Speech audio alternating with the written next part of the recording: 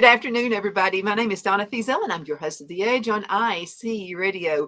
We are your source for news and entertainment and information as well. You can also find us on television, channel 182 on Charter Communications, Deja Lee. We are also syndicated worldwide, and that's on Abundant TV, found on Roku, Apple TV, and Amazon Fire. Thank you so much for watching. Hope we're bringing some topics together and helping you out. This is a weird world that we're in right now. The economy is at a weird stage. The supply chain is just broken, but we've got some answers for you. And I've got Deja Lee with me right now, and she and I, we are fellow farmers, right, Deja Lee? That's right. We are. And you can do it on a huge scale. You can even have a garden on a quarter of an acre. And Deja Lee, let me tell you about this.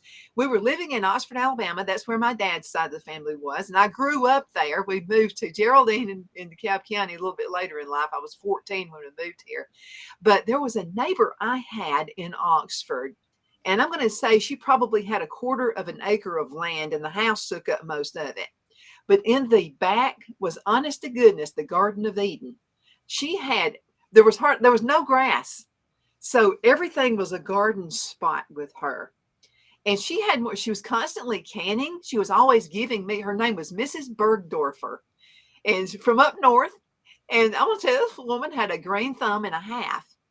And so you don't have to have 38 acres. You can have a farm on a quarter of an acre. It doesn't matter. You can actually have a farm, or you can have a garden if you're living in a townhouse, as long as you have some windows with some sunlight, because now you can do hydroponics. That's You can right. do all these things. hmm What say you, Deja Lee? What What do you say about this? I say, you can grow things everywhere. I've grown stuff here inside and outside. Now I have a greenhouse that I'm enjoying, and things are getting started really nicely. Been planting already from the greenhouse into the ground. So I'm really happy with what I can do. But you're right, everywhere, anywhere can be a place to plant something. But the key is only to plant things that you know you'll eat. Because True. a lot of people grow stuff and they just throw it away because they don't really want to eat that. So for me, I just pick the things that I'd really like to eat to grow. Mhm. There's a commercial comes on television. I love this commercial. And there's a guy, he's with his little girl, and he's in a garden. He's talking about his dad had a farm. And he said his dad actually planted things so he could give it away. Huh. That's a I pretty give good. I give away to the rabbits. Rabbits and deer. I say, if they want what I've got, I plant double. Mhm, So if they want what I've got, then they can have their share and I'll keep my share, and we'll live amicably together here. mhm. So Well, a lot of stuff I've learned from trial and error, and it's okay to make mistakes. that's Just right. write it down in a journal. I have a journal. I write everything down, when I planted it and what happened and the mistake I made. Don't do it again.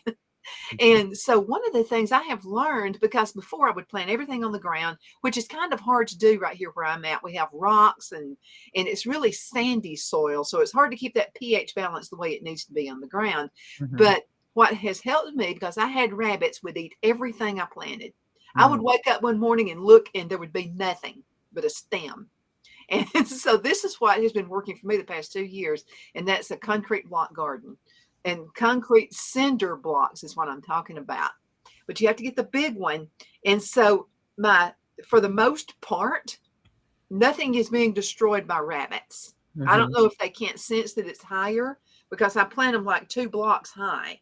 Oh, yeah, I've been doing my herbs in the cinder blocks. I haven't done potatoes yet, but I might someday. Mhm. But I've put dill and parsley and basil and they grow fantastically, and those never get eaten. And what I've done is I put my strawberries in one of those kiddie swimming pools, and of course put holes in the bottom so it gets water drainage. But around that is where I put my herbs. So if the rabbits want to think about eating the strawberries, they have to get through all the blocks first. Mhm. So apparently they don't have that kind of a brain where they can look up and see that there's something on the other side. So my strawberries flourish. Yeah, mine do too. And I think that's why, if you see my, excuse me, I have asthma. So this time of the year is just murder on my system and my lungs. But I found something that actually works. So this is lemon juice, water, and then I have, look at there, basil in it. Yeah. And so what I do is it's kind of like your tinctures, Hmm. and but I don't. There's no alcohol in it, or I wouldn't be able to have a show. So anyway, what I do is I cut them up in pieces, and so it's like that oils and stuff kind of drain down into that water, and I'm drinking that all day long, and it really helps. And then Hmm. I chew on this on the basil as Yeah. well, and Yeah. it's just I've noticed a difference in the past week since I've been doing this. Well, my son had allergies, and I made for him what I called a green drink because he loved orange juice. So I would open up an alfalfa capsule into the orange juice and have him drink that. And Mhm. over a period of, I think it was maybe 6 months at the most, he didn't have allergies anymore because he was drinking the alfalfa drink. Uh-huh. He called it his green drink, and because alfalfa made the orange juice green. So I think by imposing the alfalfa, or for you the basil, into your drink, you're getting some immunity to whatever's out there. You know, Mhm. you could probably get some sort of bee pollen and add to it, and that would even help more. I hint hint your bee pollen. And I'm gonna tell you what, I thought I had lost the bees. I wake up one morning and I'm tendering these things, and Phil built a big, sugar block. So they've been eating on that all winter. They stayed all winter long. And 2 weeks ago, walked outside, there were no bees, Oh wow, but they came back. how about that? Weird. I thought I'd lost them forever. We're about to get two more sets of bees in. Now, so we'll have even more. But I'm really excited about that. I really am. And really helps the garden. And so Phil wants to cut the grass, and I won't let him do it because the dandelions are out there, and my That's bees have to have that's that. their first meal. That's their first meal. So I leave mine too until I can't stand it anymore, and then I cut them. I walk out and I use my leg for a test gauge, and so Yeah, I walk out. If it hits the knee, it's time to go. there you go. Exactly. But I've learned a lot of things with this Master Gardener's class on Hmm. how to prune, and so I'm really excited about this coming season. Well, tell me more about what you were talking about earlier with the blueberries. I'd like to know because I have blueberries that have gotten woody and Mhm. tall, but they're not producing the biggest blueberries, or even sometimes last year they didn't even produce blueberry. They had all kinds of blossoms. They were heavy with blossoms, but they didn't produce blueberries. So, what are you doing? I want to Yeah. know. I learned from an awesome farmer. And Yay. so Brian Brown, who is our instructor, takes us to a blueberry farmer. And he also has blackberries and raspberries, just all kinds of things out there. But I really got focused on the blueberries because it seems to be what I've had the most problem with. Again, we have like four trees, five, one coming up. Mm. And so the issue has been I've been leaving all of the limbs, uh, doing very little pruning. So I was talking to this farmer, and so we're all pruning, it's a class, we're learning how to prune. And so I said, you know what? Looks like you're killing the tree. Are we killing it? And he said, no. He said, tell me about your blueberries. And I said, well, I'm almost ashamed to tell you about them. And he said, what do you mean? He said, they're about the size of a pea. And I said, how did you know? He said, because you're not pruning enough. And I said, well, what do I do? So this is how he explains it to me. He said, so you're letting all these limbs and everything grow together. They're just kind of like in a bush on your tree, right? He said, do you find a loss of blueberries? And I said, yeah, a lot of them, like a storm comes up, they're on the ground. And he said, it's because you're not pruning. He said, what's happening is they're all coiled in there together. A big wind comes through and it just knocks the tree around like this. Well, guess what? What blueberries you do have are falling on the ground. Then he said, you've got to thin those out. You can't have them crossing each other. You've got to think about the future with your blueberry tree. And he said, so what you're going to do, you're going anything that's touching, you want to get rid of it. Okay. So cut it off. Mhm. And so you're constantly cutting off anything that's crossing. If it's a young limb, you could leave it for a brief period of time. He said, but you are constantly pruning. He said, it's not just this season right now. He said, you're going to walk through your blueberry trees and he said, your clipper is going to be your best friend. I think, oh, I've got where I walk around with these all the time now. I've even got them in my studio. So this is your best friend. Now, one thing about clippers, you've got to make sure, and I didn't clean them because I wanted you to see how dirty they can get. And and it's worth paying a little more and getting the Fiskars or, something, these are really, really good clippers. I had these for a long time. You've got to clean them. And so just rubbing alcohol. And this right here came from one of our sponsors right here, Dollar General store. And it's about $1, something like that. And so what you'll do is just pour this on your clippers. And then you'll wipe them off. And the reason you do that is in case there was to be a diseased branch or whatever, part of that disease could be in your clipper. And then as you're clipping, all you're doing is spreading the disease. So get in the habit. The number one thing, every farmer I've talked with has said the same story. Clean your clippers. Rubbing alcohol is best.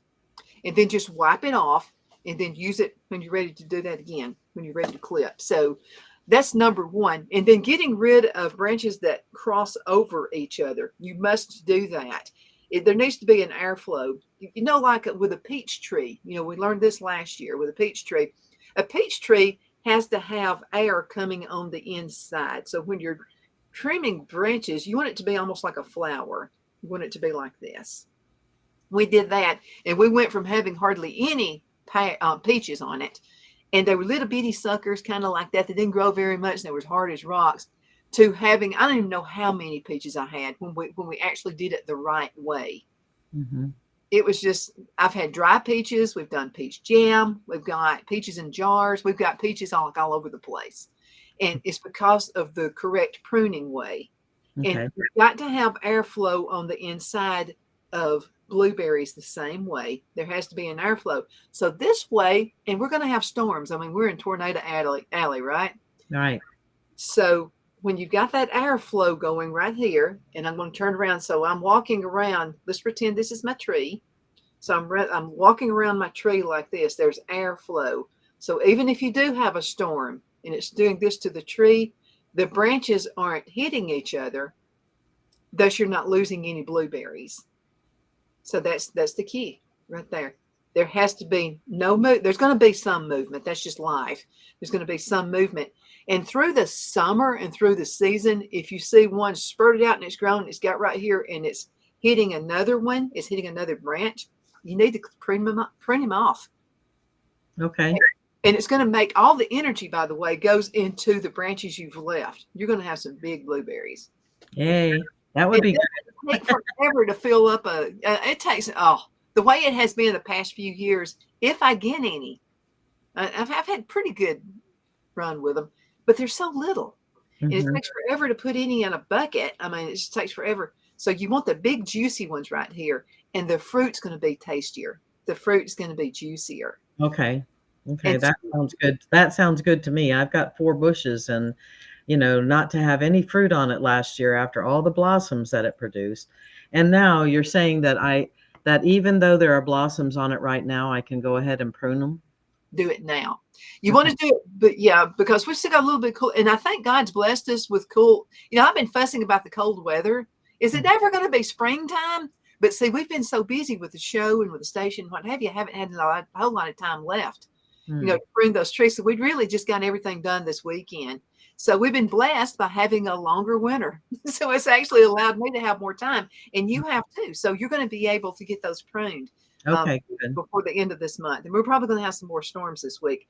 Okay, we're a little bit past. Let's go into a commercial break. We're going to be right back in just a few minutes. Y'all hang in there.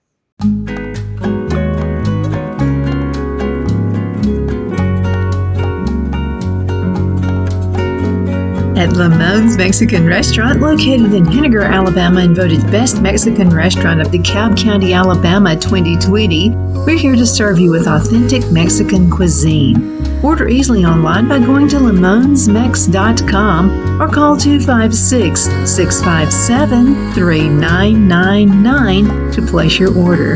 We're open Sunday through Thursday, 11 a.m. to 9 p.m. and Friday and Saturday, 11 a.m. to 10 p.m. Whether you're celebrating a cozy date night for two or a celebration for a crowd, at Lamone's you'll love our atmosphere and friendly servers.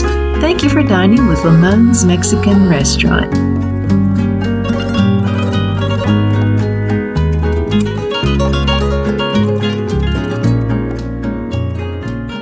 Let Rhonda at Rhonda's Elite Tax LLC take the burden off you for all your tax needs. I know because Rhonda has been taking care of my business since 2013. I feel Rhonda works for me because she knows the direct questions to ask to better benefit my unique business in order for me to get back the biggest refund possible. Rhonda is an ongoing student, and she knows tax laws are in a constant change every year. Call 256-281-9903 for an appointment to take the dread out of getting your taxes done. Rhonda is located at 11968 U.S. Highway 431 in Boaz. Again, that number is 256-281-9903. And let Rhonda's Elite Tax LLC champion your personal and business taxes.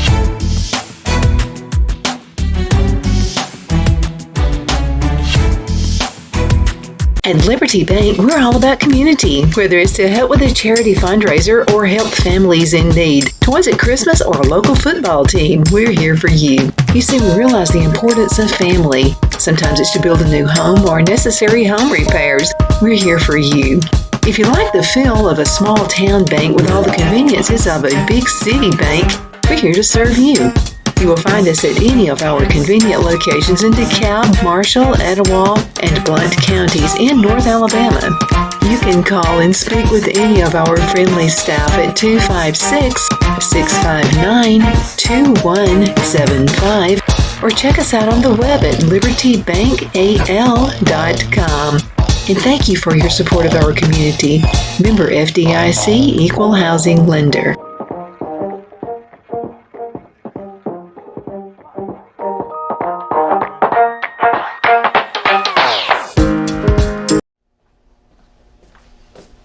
Are you ready? We all wonder what tomorrow will bring, but the future lays itself at the feet of the prepared and surrenders to the will of the persistent. It's not easy, but today shapes you so you can shape tomorrow. With Northeast Alabama Community College, when the future asks if you're ready, you can answer. Yes. Begin your future at Northeast Alabama Community College. Okay, we are back. My name is Donna, and I'm your host of The Edge on IC Radio, your source for news and entertainment and information. You can also find us on television, channel 182 on Charter Communications. That's in North Alabama. You can also find us on syndicated television. That's Abundant TV, found on Roku, Apple TV, and Amazon Fire. I want to talk about your greenhouse. I've got to get by and see that. How did you construct it? I made it out of old windows and a storm door so that I could have airflow all the time or cut it off if it was going to be too cold or snow or rainy or whatever. But I made it. I looked on the internet and there were all kinds of ideas, and I thought, well, I can design something. And all I did was put it out there to find old windows. Mm-hmm. And I used 3 large, floor to ceiling thermal windows on one side, and then old, way old windows that just had that thin glass. And then we developed a framework for it, and it became, top to bottom windows on 3 sides. And then I used corrugated metal to use it for a rain catchment. Uh-huh. So it's got one side, the one side that doesn't have windows it has that reflective insulation on it so that the heat in the wintertime stays close to the, like I put water in there so that the gallons of water are heated by the sun. Even though it's cold outside, the water stays warm, and so it stays pretty much about 51 degrees in there, 50 degrees in there through the winter. And so, I can always put a heater in it or whatever, but I enjoy it. I really enjoy it. And so on one side, I have a long shelf and a lower open pit, which is for the plants that I want to put in the ground, so to speak, there, as opposed to putting them in little pots to start seedlings to put outside. So I have two parts, and one of these days I'm going to maybe do this show from my greenhouse I want to. so that you see that what it's like. Or you can come over and we can do whatever you're going to do here, from the for the show. Let's plan on it next month if you have time.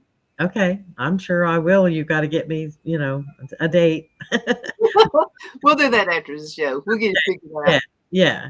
So, but I love a greenhouse because, if I don't have any plants growing in there, I have a bench in there that I can sit down and just read a book if I want to, That's or what just, I like. you know. And so it has a window on one side that's screened, and also there's it slides. So it slides out. If it's winter time, I have a wooden door there, and it can slide in and the screen can slide in, or opposite. Yesterday I took out the wood and put in the screen. Mm-hmm. And then on the upper side, opposite that, there's a window that's on a pulley that opens up, and so there's airflow all the time. It goes from the top to the bottom across, so it keeps airflow going. And then I can always put a fan in there to get more airflow if I want to. And during the day, I open the door, so the door itself is wide open, and I go in and out and do my work out there. So it's a really nice place to start food, and it's also the bottom part has that big area where I can actually grow things that can't handle direct sunlight, like spinach and things like that. Mm-hmm. That's a great idea right there. And it's always warmer because I like to plant. I have to see green. Yeah. That's my favorite color. And during the dark, dreary days of winter, I want to. Ugh. So that's why I started the hydroponics. And I haven't sent you any pictures lately, but there's a few things I've learned about hydroponics. And one of those things is lettuce grows really good in there. But the Yes. problem is the lettuce can get a little bit too big for its branches. You know what I mean? Oh, Because yeah. roots are huge. Yeah. So what I'm having to do, and I went on ahead and started the tomatoes in it. The tomatoes grow huge roots too. So I've already had to take them out of it because they're hogging up all the water. So There you go. They do. They do. They will. They okay. have a big taproot. I didn't realize that until, a couple of years ago when I was trying to do that, not hydroponically, but otherwise. I had them in buckets. And man, they have that long taproot. And you got to go way far down to get them out of the ground to put them someplace else. So I'm glad you're doing it with your hydroponics early enough that you can get them out of there, because they will hog all the water. Well, guess what? I have 40 something plants. Oh my goodness. That's just the tomatoes. Oh my gosh. Wow. So what I've learned you can do, you got to be really, really careful with those roots, because if you damage them, well, then the plant's dead. That's right. The most important part, they're all important components. So you got your roots, you can have tap roots, and then you got your stem, you've got the leaves. So the leaves are going to really show you the hardiness of the plant. So if you're having yellowy whatever, well, then you may need to add some kind of fertilizer. But that root is extremely important. So if you got a good root, then you're going to have a good stem, then you're going to have good leaves. Yeah. Yep. And that's part of it. And I'm going to tell you something else. We've propagated raspberries. Tell us about that. Oh my goodness. I didn't think they would all come up. Now there's and they did. So I wound up and Phil always has my concrete blocks, and so they're the big ones, the 16 inches and what have you. And so what I've learned about raspberries is they're actually canes. And raspberries and blackberries, and I've got the thornless blackberries, but now the raspberries do have thorns. So I found an easier way, and that's to have the one cane growing up at a time. Okay, so I've put one cane. We've propagated.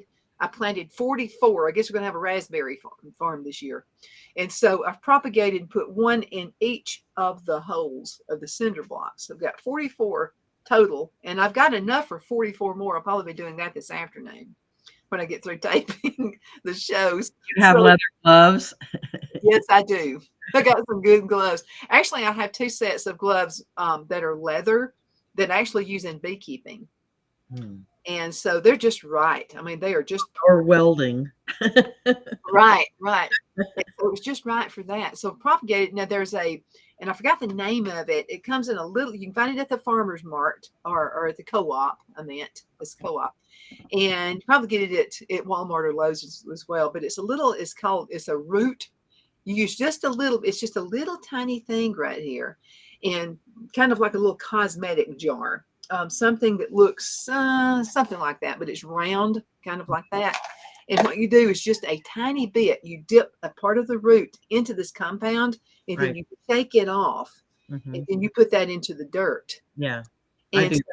So I've wound up. I'm going to tell you what, the roots love it. So we're going to have some of that as well. And then I've learned a few things about beans. I found snow peas. You got me into snow peas. Remember the last time you were on the snow? I love snow peas. Yeah. I found some snow peas. See, And so I've learned something else, and you probably already do this.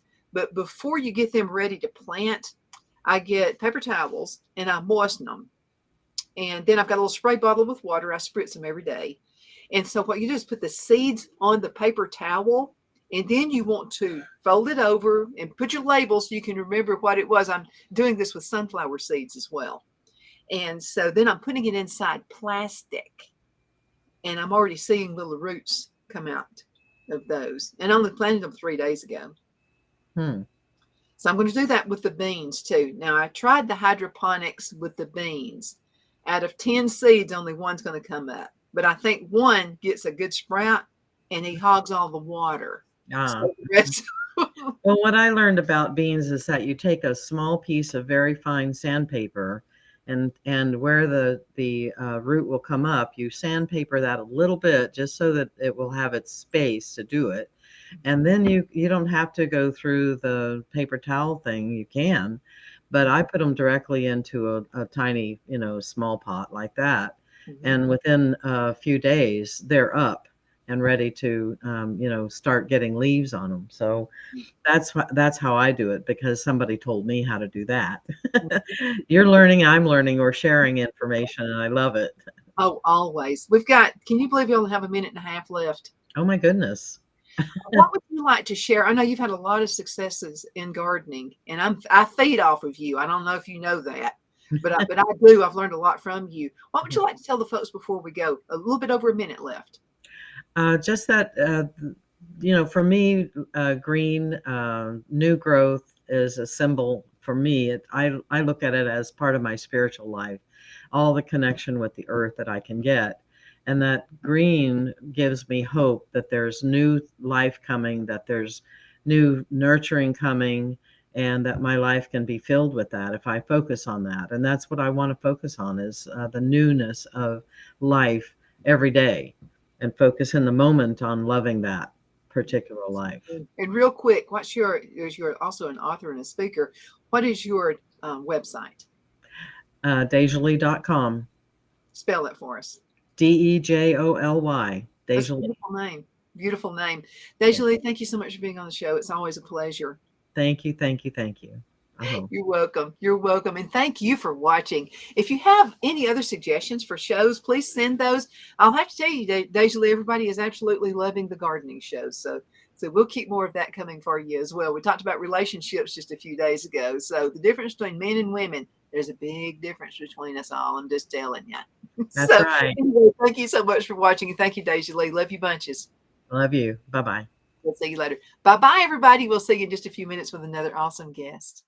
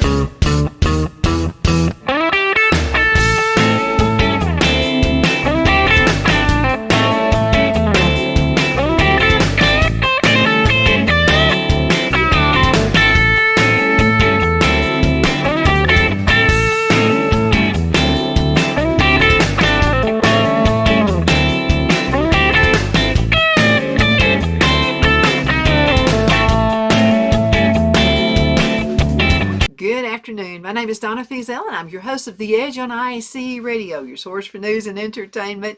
You can also find us on television, channel 182 on Charter Communications, and Abundant Television, which is found on Roku, Apple TV, and Amazon Fire. We're syndicated there. Thank Rob Patz for making that happen. Wanted to talk to you about attorneys.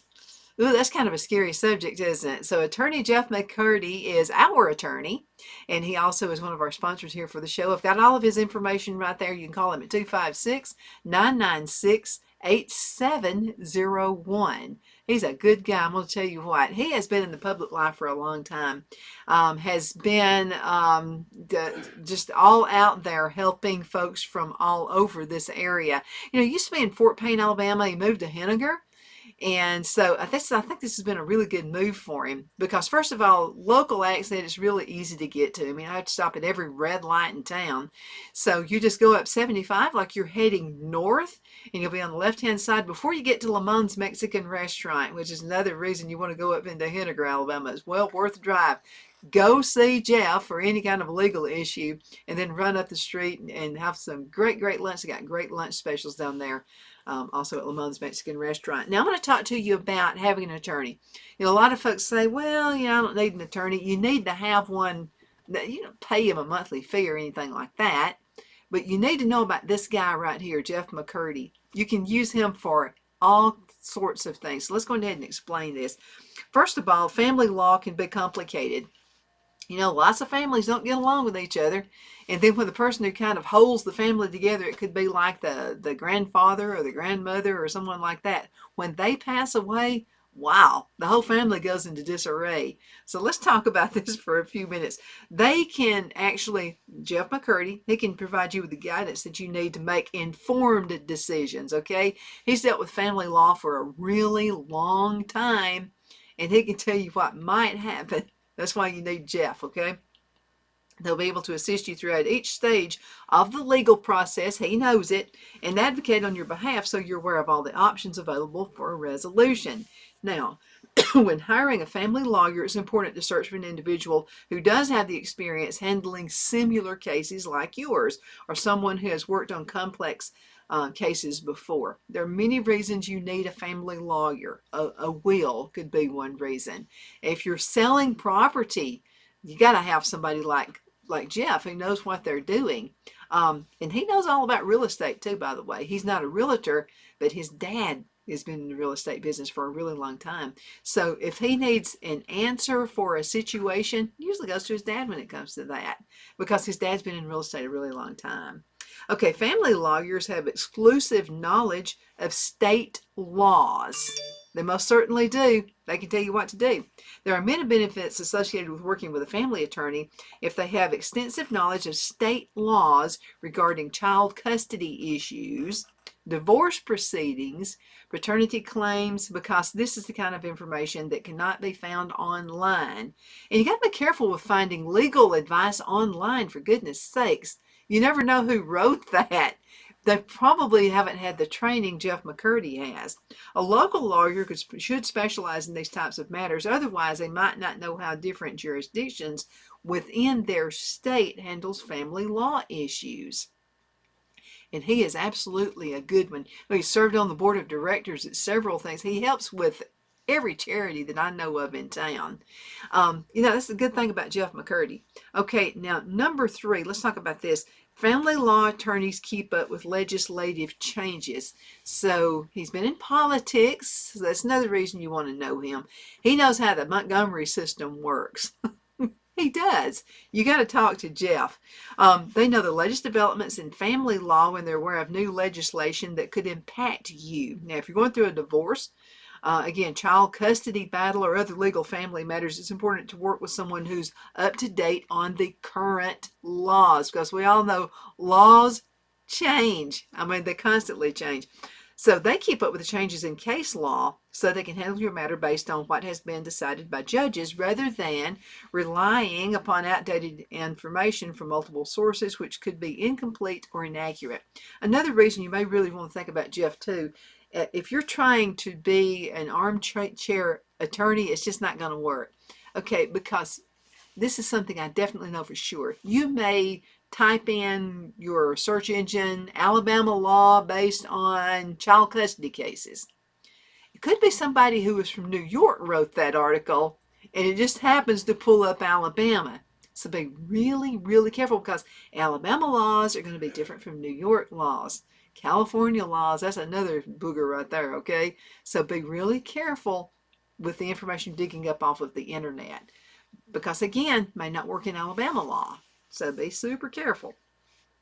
Now, a family lawyer ensures your legal documents are completely, correctly, and thoroughly. Okay, so we had someone who was interested in buying some of our land. We weren't really even thinking about it, but he just said, I just need like, just a few acres, and it's connected to his land. So I thought, well, it won't hurt to find out about it. So I went on ahead and called Jeff. Jeff's a good friend of mine. Been knowing him for a really long time. Been knowing Jeff, I guess, ever since we moved back from Charlotte, North Carolina. Moved back in 2013, so I've been knowing him probably since about 2014. Just a good friend.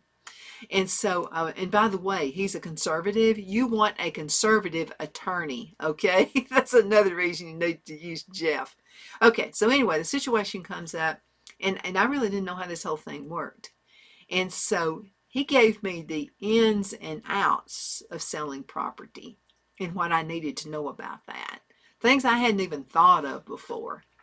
And so I may do something like that later on. I don't know. But anyway, it's good to have a trusted attorney like Jeff McCurdy. 256-996-8701 is his telephone number. By the way, I do know that he works in DeKalb County, and I'm not sure about Marshall, but I do know that he's in Jackson County as well. Okay, now number 4, legal documents. Okay, so that's what I was going to use him for, in case we did decide to sell off some of this land. I don't know how to write a document. I don't have a clue, on how to do anything like that. Well, he's got that down pat. And also Denise Beard has been working for Jeff since I've known him. I know at least since 2014 or 2015. And I'm going to tell you what, she wears the pants in that law firm. She knows what to do. As a matter of fact, here's what she has told me before. She says, now always contact me, okay? He stays busy being an attorney. I keep up with his appointment calendar. So if you need him for anything, don't call him. Call me. So the person you're going to be talking to is Denise Beard, and she got it going on too. She knows how the whole thing works as well. Okay, now a family lawyer ensures your legal documents are completed correctly and thoroughly. Let's talk about that for a minute. This is huge if it's a divorce, okay, or child custody battles, paternity suit, or any other family matter that's important to work with an attorney. The legal documents have to be right. And court filings are completely corrected, and they are thoroughly. He's not going to stop. And by the way, if you have something he needs to work with you on, and maybe he thinks you really don't need an attorney for this, or he thinks you're going down the road wrong, the wrong road in pursuing what you're trying to do, he'll tell you don't need an attorney. As a matter of fact, if it's a murder case, he doesn't handle murder cases. So if it's a murder case and you're in trouble for it or whatever you think you might be, he'll put you in touch with the right attorney. He most certainly. Every attorney has a specialty. A long time ago you went to a doctor for everything. Each doctor has their own specialty now. Yeah, well, that's kind of the way it is with attorneys. But I do like the broad area of cases that Jeff works. Okay, now the wording of these documents can have far-reaching implications for the outcome of your case. So it's essential that they meet all the requirements before they actually start filing them in court. And Jeff and Denise proofreads everything. So you got those two right there working as a team for you. And that's what you need. They're going to make sure all the paperwork is signed, make sure it's all filed, notarized properly, and submitted to the correct judicial entity or government agency on time for filing deadlines. They're going to make sure that works. Okay? Now let me tell you something else about Jeff and about Denise. Okay, if you get yourself in trouble, you've been with the wrong crowd on Saturday night.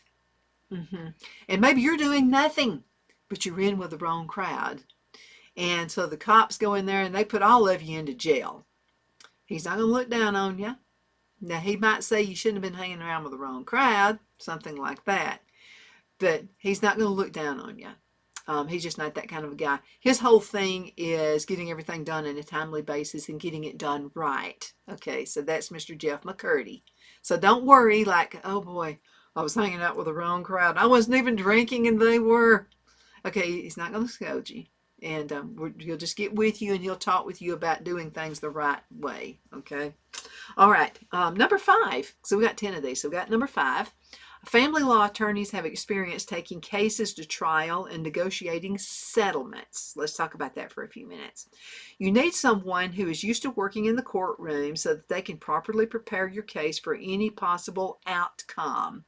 Now, going through a high asset divorce without representation from a family lawyer could cost you more money than what you're trying to protect if things don't go as planned during negotiations or at the trial. So he's going to be there with you pre-trial if it goes to that. Hopefully it won't go that far. He'll help you work with the opposing person, okay? With the opposing spouse, and try to get things done the right way. And also Jeff will tell you, and I've heard a lot of folks talk about that, he's had a lot of divorce trials before they even went to trial. And so he'll help you not to plan things on emotion. I'll have to tell you, every single time I have ever made a decision based on emotion, it was the wrong decision. So what Jeff is going to do is get you to think about long term on anything, whether it's divorce, child settlement, anything. He's going to help you with that. Now, in addition, not having proper representation increases your chances of being taken advantage of by opposing counsel because they know you aren't familiar with court proceedings. Automatic win for them. Absolutely. You've got to have an attorney. It's going to cost you more money than you're paying the attorney. And by the way, he's not like a pricey person at all. He'll work with you on your budget as well. Wanted to mention this as well. We're talking about attorneys and how they work and that kind of thing. I just wanted to let you know that some attorneys, judges don't like them because they went into a court system and they've showed out and they've done things the nonsense way. Jeff is not a talky person. He listens to you, okay? And that's important as well when you have an attorney. Yeah, he used to be on the show a lot, but he's too busy now. COVID is over, so we can't do that. So I told Jeff, I said, I'm just going to do a show for you. And we're going to talk about what you do. But I can talk to you. I'm from the outside looking in. I can talk to you about his personality and how he actually listens to people. Like I said, I thought I was going to need him for something, wound up not needing him. He'll talk with you on free consultation as well. Oh, we got to go into a commercial break. We're going to be right back in just a couple of minutes. You hang in there. Jeff McCurdy of the McCurdy Law Firm has been a public service of this area for over 10 years. McCurdy, a member of the Henniger City Council, serves as prosecutor for the town of Sylvania and was named public defender for the city of Rainsville. The McCurdy Law Firm is located at 17326 Alabama Highway 75 in Henniger to better represent his Jackson and DeKalb County clients. If you need to be represented by a true public servant with proven success, call Jeff at 256-996-8701 or send a private email to mccurdylawfirm@gmail.com. No representation is made that the legal services performed is greater than the legal services performed by other lawyers.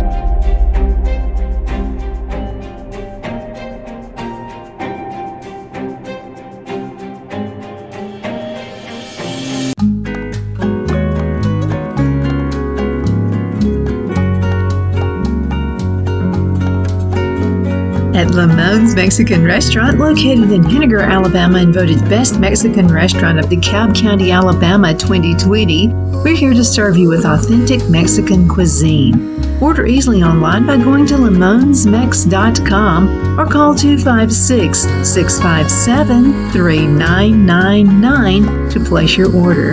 We're open Sunday through Thursday, 11 a.m. to 9 p.m. and Friday and Saturday, 11 a.m. to 10 p.m. Whether you're celebrating a cozy date night for two or a celebration for a crowd, at Lamone's you'll love our atmosphere and friendly servers. Thank you for dining with Lamone's Mexican Restaurant.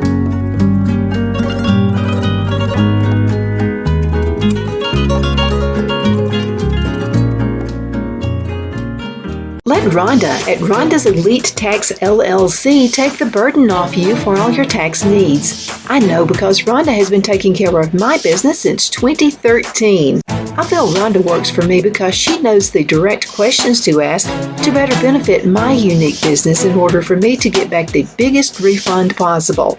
Rhonda is an ongoing student, and she knows tax laws are in a constant change every year.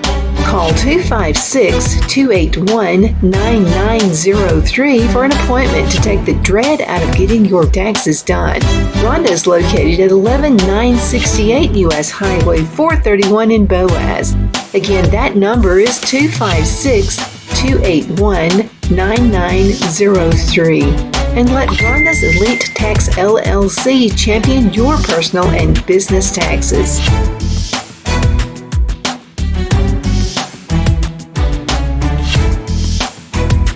At Liberty Bank, we're all about community, whether it's to help with a charity fundraiser or help families in need. Toys at Christmas or a local football team, we're here for you. You see, we realize the importance of family. Sometimes it's to build a new home or necessary home repairs. We're here for you. If you like the feel of a small town bank with all the conveniences of a big city bank, we're here to serve you. You will find us at any of our convenient locations in DeKalb, Marshall, Etowah, and Blount counties in North Alabama. You can call and speak with any of our friendly staff at 256-659-2175 or check us out on the web at libertybankal.com. And thank you for your support of our community. Member FDIC Equal Housing Lender.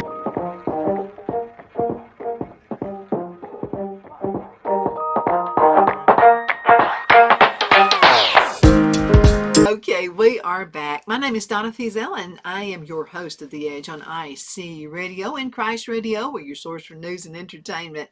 You can also find us on television two different ways. You can find us on Charter Communications, Channel 182 on Charter Communications. It's in North Alabama. We're syndicated on Abundant Television, which is found on Roku, Apple TV, and Amazon Fire. Thank you so much for watching. We are talking about attorneys right now. Why do you need a family attorney? Why do you need a friend at your side? And attorney Jeff McCurdy will definitely be that friend held by your side. The telephone number is 256-996-8701. He's going to be looking out for you. So let's talk about number 6. Okay, hiring a family law attorney will help you save money. Yes. Okay, he knows the pitfalls that you could possibly jump in and almost fall off that cliff for. He's going to catch you before you fall off that cliff. So let's talk about that. It's usually cheaper to get an attorney early in the process. Yeah, it is. Hiring a family law attorney that helps save money by saving time. If you've been served with divorce papers and don't know where to start, hiring an experienced attorney will make it easier for you to get through the process as quickly as possible.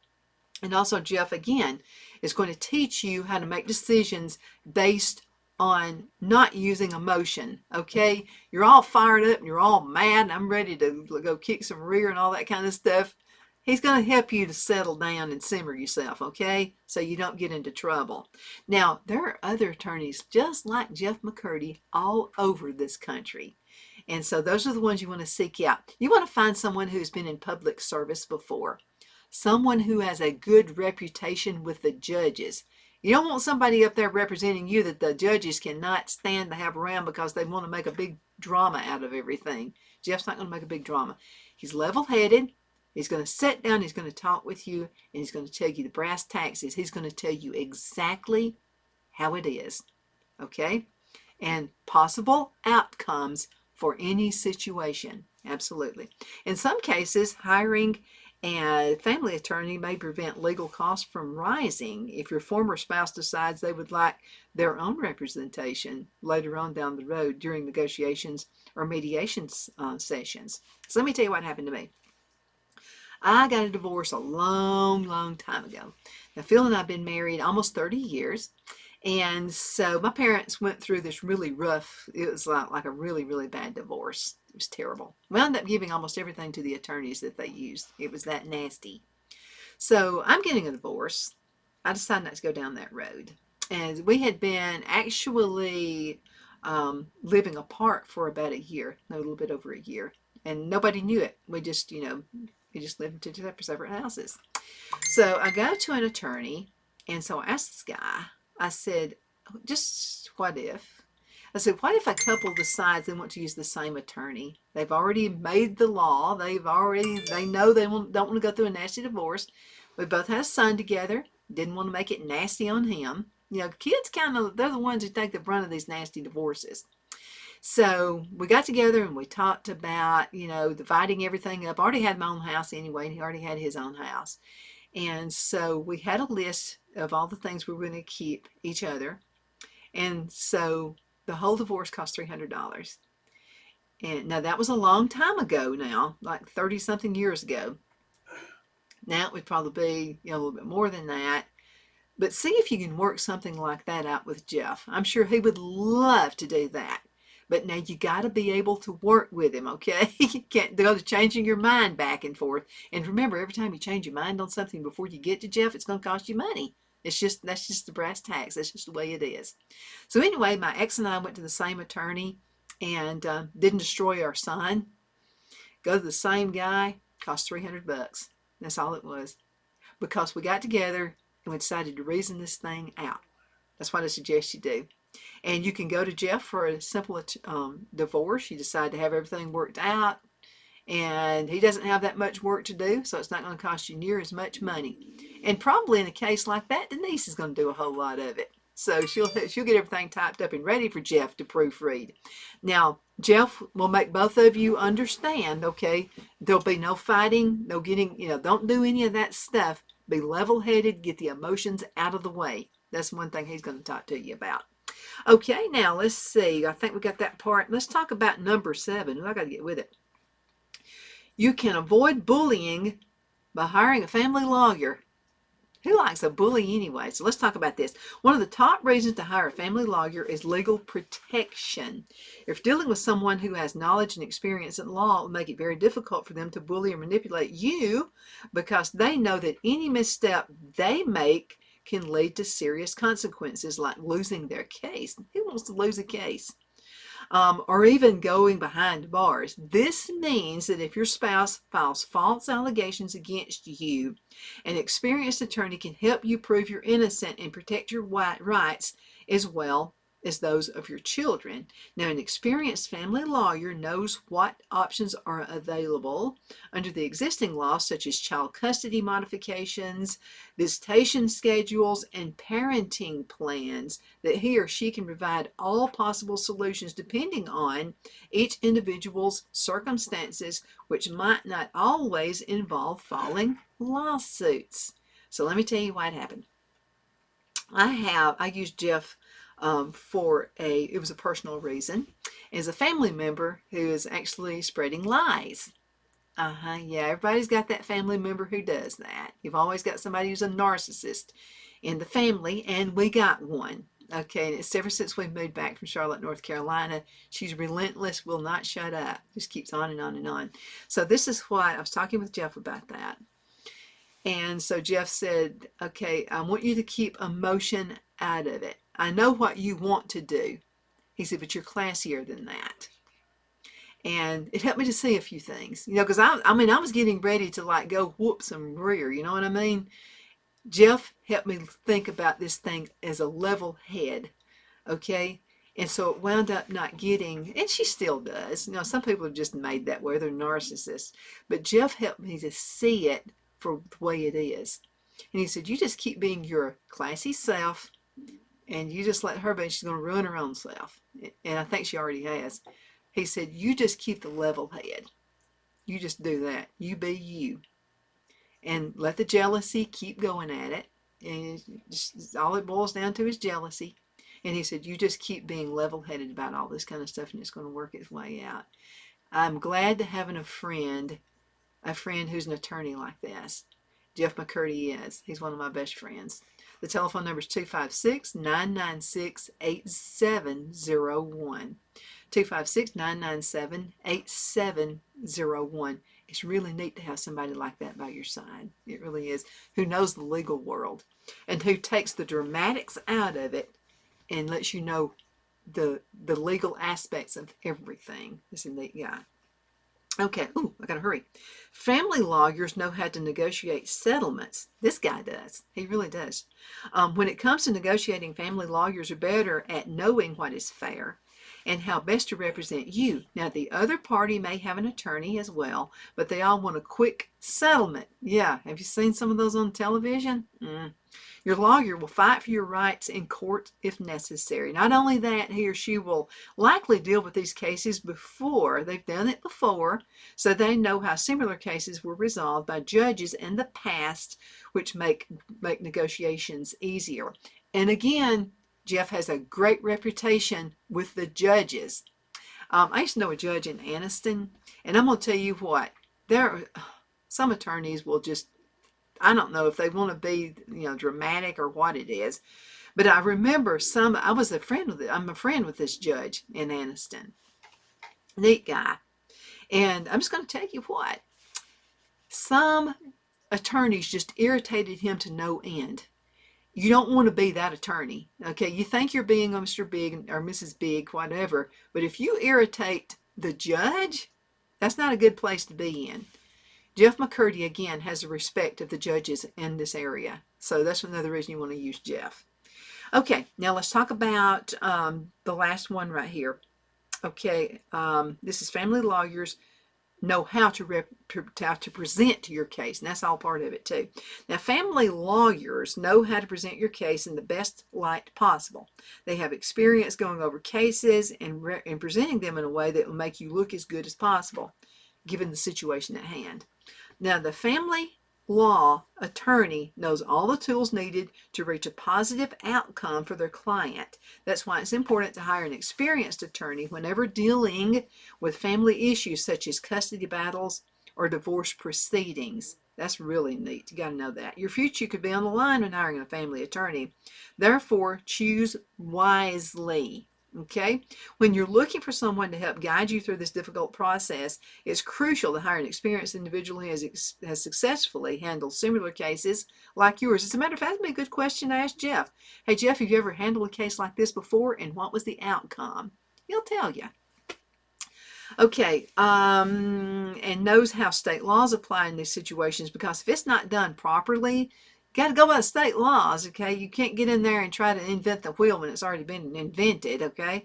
If it's not done properly, it could be severe consequences down the road, such as a loss of parental rights to see your children, which could be a life-changing experience. You need to call Jeff today to make sure all that stuff's handled. Call Jeff McCurdy, Attorney Jeff McCurdy, okay? You got his email address. Just in case you can't say it, I'm going to go ahead and spell it for you. It's McCurdyLawFirm.net. for the website. His email address is McCurdyLawFirm@gmail.com. Now, he does spell McCurdy, MCCURDY, lawfirm@gmail.com. Telephone number is 256-996-8701. And he's in Henniger, Alabama, just off Highway 75, real easy to get to. Lots of parking, by the way. You're not going to run through like a million red lights to get to him. Thank you so much for watching The Edge on IC Radio, your source for news and entertainment. You can also find us on television, channel 182 on Charter Communications, as well as Abundance TV, found on Roku, Apple TV, and Amazon Fire. Hope you have a very pleasant day. I'm looking forward to seeing you on the next show. You take care.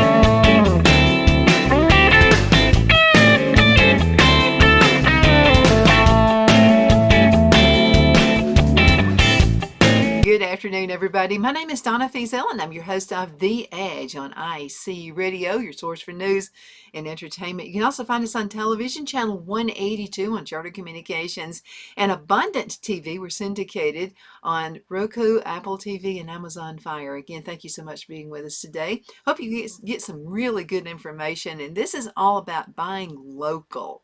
We have an awesome sponsor, Lone Tree Ranch. They're located in Collinsville, Alabama. I think they ship all over the country.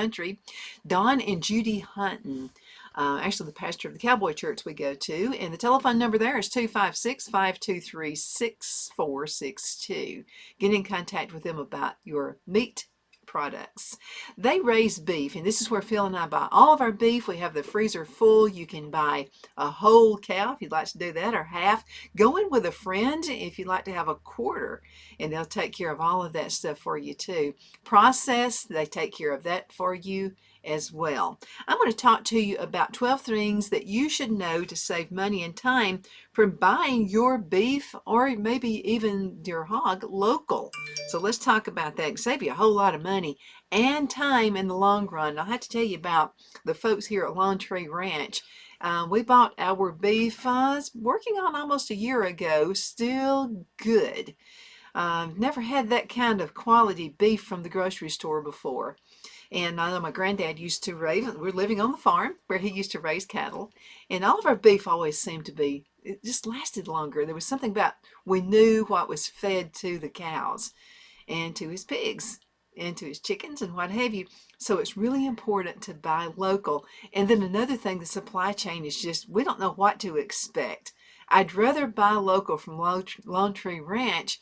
That way I know I've got good quality beef. So let's talk about why should you do that? Why should you do it? Buying from a share of a cow and a hog can save money and time, and you know exactly where that beef came from. We talked about that, and you're also buying in bulk. And I'll have to tell you, the best steaks ever. And I'll have to tell you, every time I cook steak, people are loving it. So let's talk about this. I haven't been doing this that long. We lived in Charlotte, North Carolina, lived pretty much well in town, didn't have the big freezer and all that stuff to keep beef. And it was always kind of a hassle to go shop for it and, you know, finding the sale prices and that kind of thing. And it's a hassle to shop. I'm not a shopper. I'm just really not. So this has really worked out for me, buying my beef this way. So let's talk about why in the world should we do that? And what are the advantages of buying beef in bulk? And you can let them know what you would like. I told them we mainly wanted ground beef. We do a lot of, you know, spaghetti and meatballs and hamburgers and stuff like that. And then I also told them I would like to have maybe some steaks and then also some roast. And so that's what they supplied us with. It was absolutely awesome. So when meat is purchased in small quantities at the grocery store, most folks have no idea who raised it. You don't know that it come from China. You don't know where it came from and how it lived or how it died or the conditions of where it actually spent its life. These things are more and more important as people are beginning to start paying attention to the food system. Yeah. People enjoy knowing that the animal produced for their table was raised by the same people who drop it off at their door. They also enjoy knowing that their money will support the local economy. And that's another thing. You know, the pastor of a cowboy church doesn't take a salary. So this is their living. Makes me want to go shop in my beef from Lone Tree Ranch. You can also talk to the farmer directly. People get direct answers from the farmer, then not always about the meat on the label at the grocery store, to questions about grass versus grain-fed diets of the animal, types of grain used to feed the animals, and how the farmer vaccinates its herd, or the type of medical program the farmer uses to treat animals that could become sick. Many of the misconceptions about eating meat can be asked to the farmer who raises the animal, and the customer can actually establish trust in the way the animal was raised. I've got to know that. I want to know they were taken care of. You'd have to know Donna and Judy Hunton, by the way.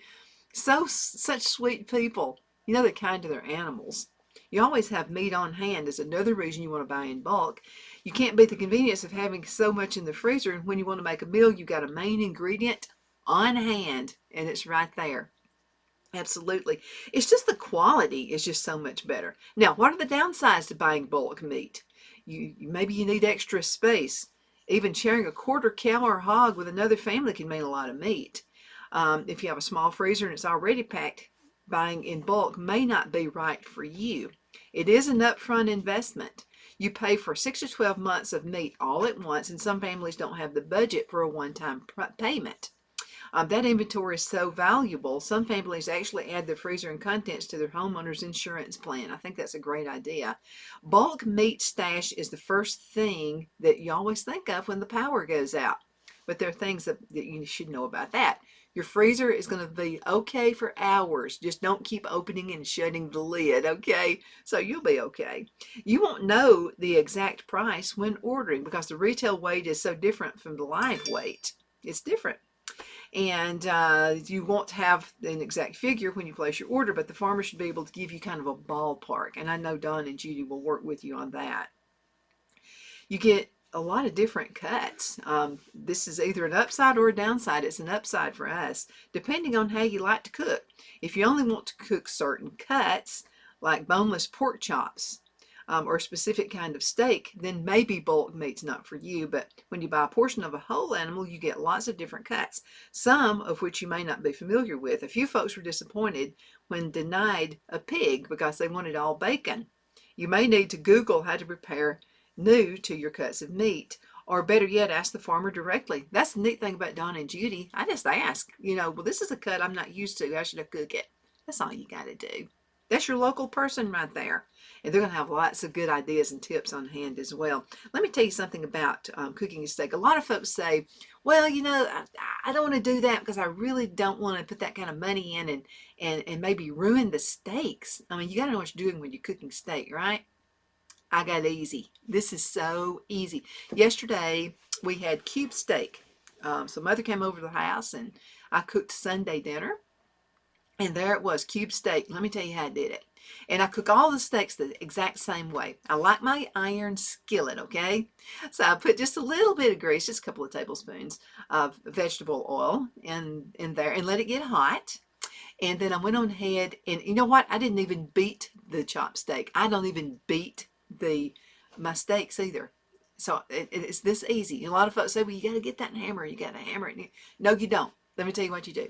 So you're going ahead and pan sear it for about 3, depending on the doneness and how much you would like to have that grill on there. So, or the way it looks on the outside. So I do about 3 or 4 minutes, pan sear it on each side. I love browning bags, or you can use foil for this. And I'll have to tell you, the cleanup is real easy too. So this is what I did to the cube steaks. I went on ahead and pan seared about 3 minutes on each side. Then I went on ahead and I didn't put salt or anything on it. Okay, I only pan seared. Then I went on ahead and put it in a browning bag and I put some steak sauce on top of it. And then I went on ahead and tied that browning bag. I put one hole so the steam can escape. Put it in the oven for about 30 minutes and we didn't even need a knife. If you come to my house for steak, you're never going to need a knife. That's exactly how I do it. And it's just a better cut of meat. You can actually use your fork and cut it. Again, no knife. So you can make a steak too. You can cook it. It's that easy. But those browning bags are cooking it in really good aluminum foil is a good way to do that. And if you want to cook out on the grill, you can't mess it up. Going ahead and pan sear it first, about 3 or 4 minutes on each side. Doesn't take long to do that. Put it on the platter. Let it just kind of set at room temperature just for a few minutes. Get that grill going.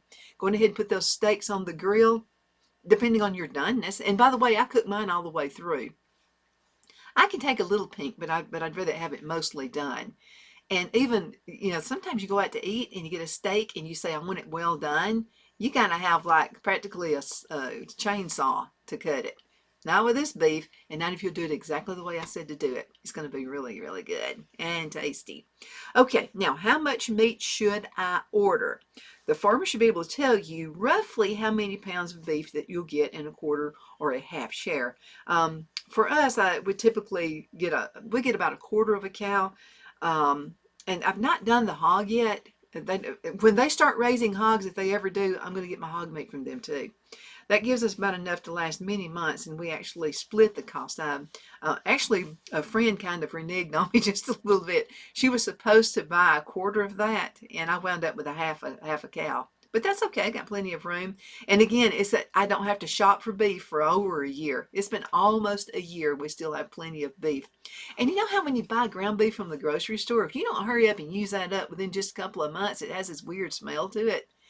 This is awesome.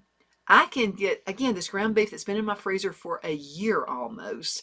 I can take that out and fix us some burgers, and it's just as good as if it had just been freshly done. So it just lasts longer. I don't know what. It's something in the cut, I guess. Okay, let's see. If we're going to talk about hogs just for a minute. So if you wanted to buy from a local hog farmer, typically a quarter share is going to be about 30 or 40 pounds of pork. A half share is 60 to 80 pounds, and a full would be 120 to 160 pounds.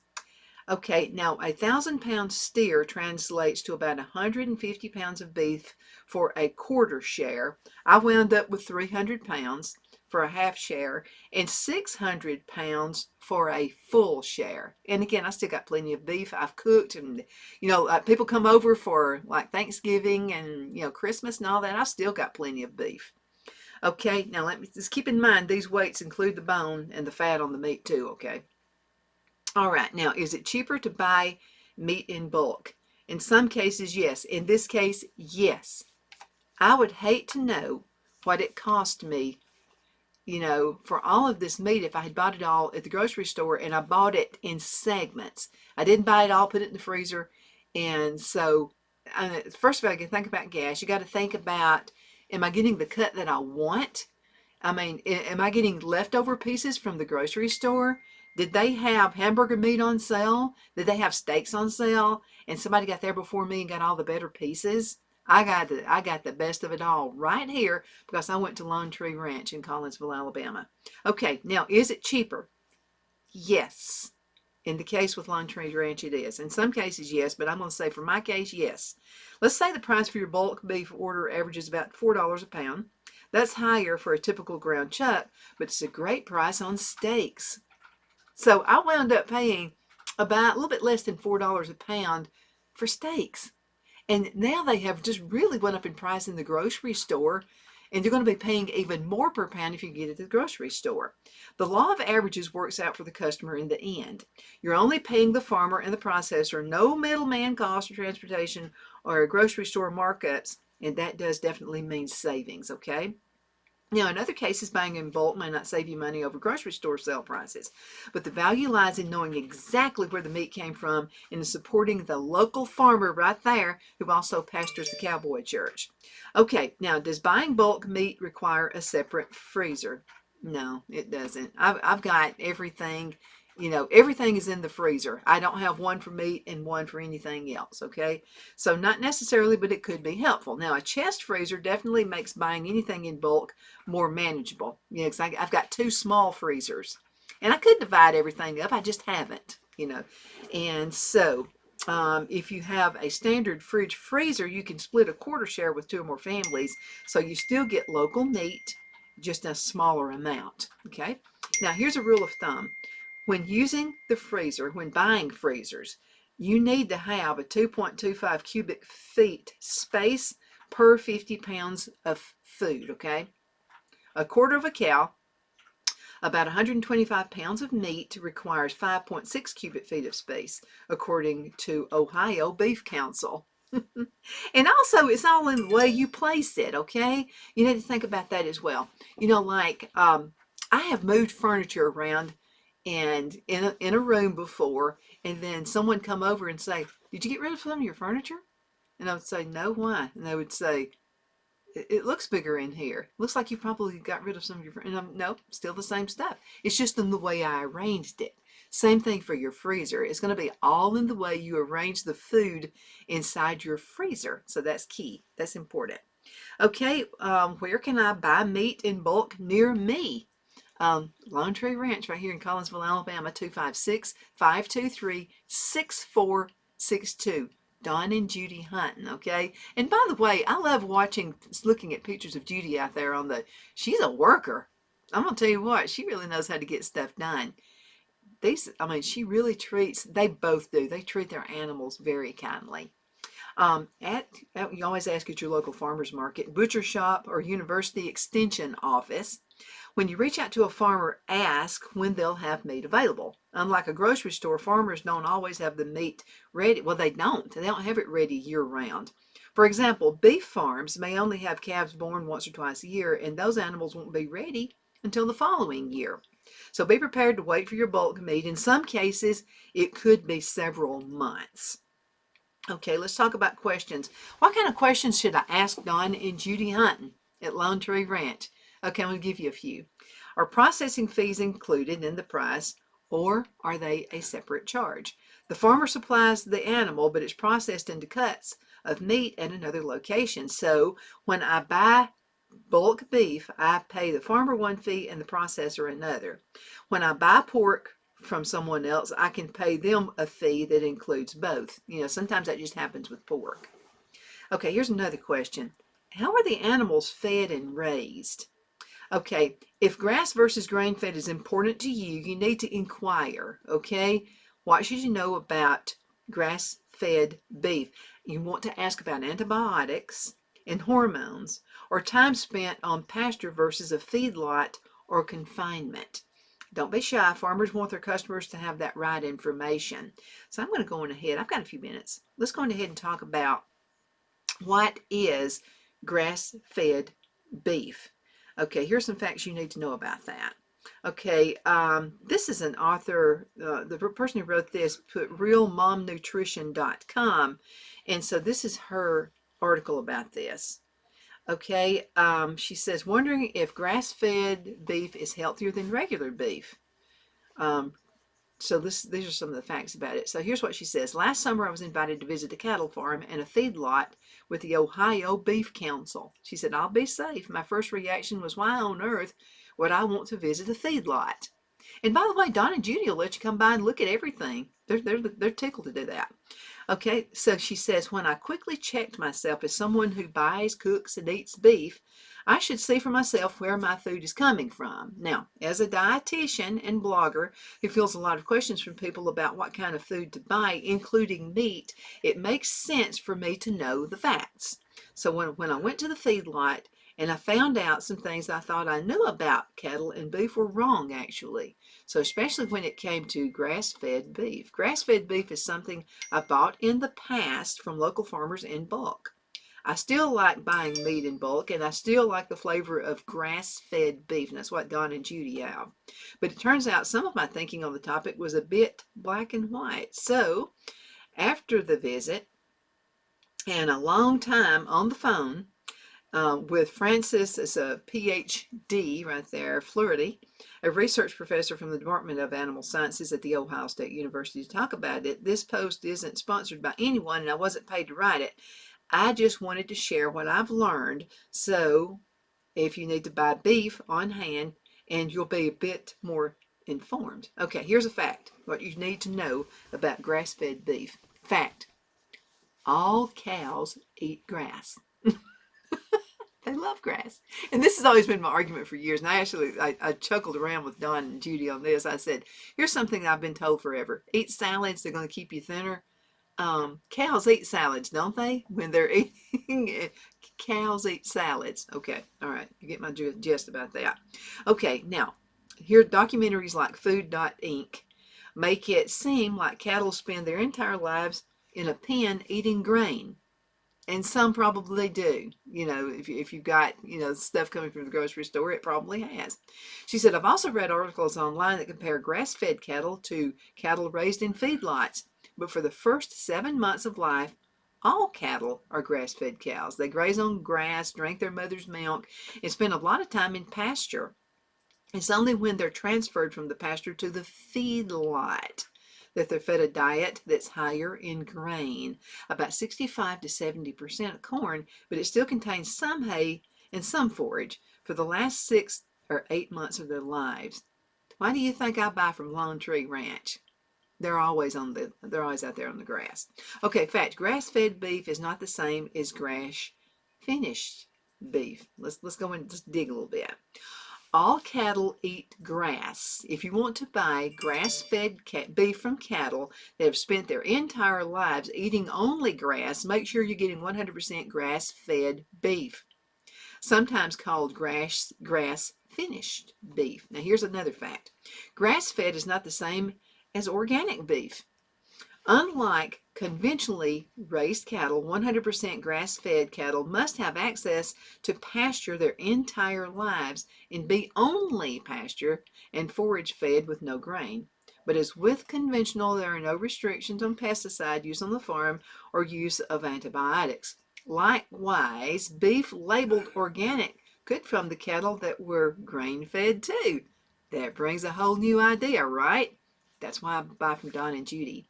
If you want truly organic, 100% grass-fed beef, you're going to have to go to a local farmer. Okay, and then you got to question some of them. This one I know is truthful. Here's a fact. 100% grass-fed beef is hard for many farmers to produce. Now, this lady is speaking from Ohio. Here in Ohio, farmers need 1 to 2 acres for every cow or calf pair they have. That acreage goes up in other places, and in some very dry areas of the Southwest, it could be 25 acres.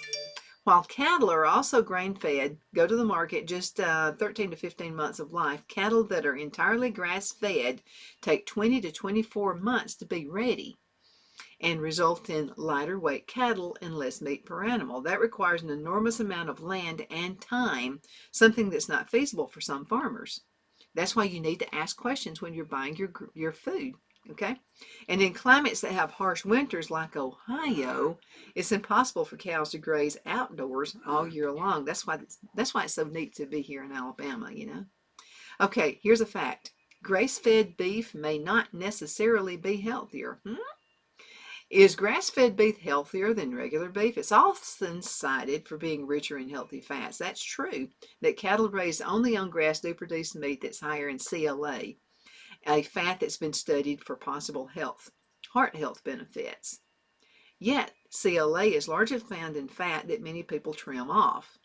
CLA is also found in the fat that's marbled through the beef, but grass-fed beef tends to be leaner with less marbling overall than conditional beef. Here's a fact right here. Fact, Food Inc. doesn't represent all farms. Like most people, I've watched Food Inc. and was horrified by what I saw, but since then I've had the opportunity to visit several different kinds of farms, both organic and conventional, and meet the people who run them. I've also been able to talk candidly with farmers, and they're saddened by the way they're depicted in that film and others. There will also be bad apples in every industry. Remember that. You got to vent so I'm talking to folks in all 50 states and all over the world right now. I got a good one right here, Lone Tree Ranch.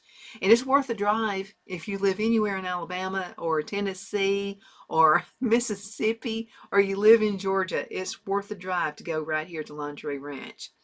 There'll always be bad apples and everything. There are bad talk show hosts, for goodness sakes, who don't give you the true information.